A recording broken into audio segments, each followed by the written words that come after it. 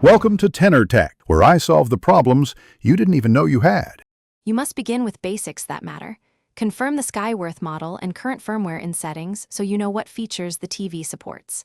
Next, verify network stability, Wi-Fi with 2 or more bars, or plug an Ethernet cable for reliability. Once done, power cycle the TV and the router. This clears temporary glitches. If an error code appears, write it down.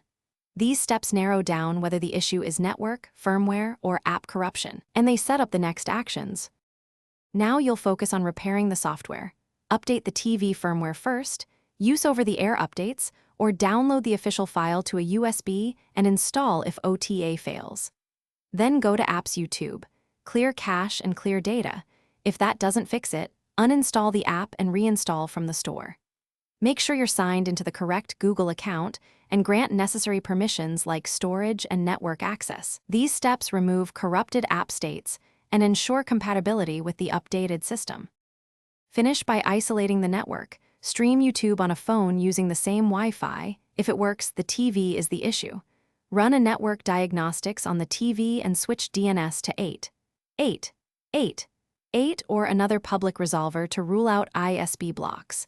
If nothing helps, perform a factory reset, but backup settings, Wi-Fi passwords, and account info first. If problems persist after a reset, document each step you tried and reach Skyworth or Google. Thanks for watching. Subscribe to keep your life in tune.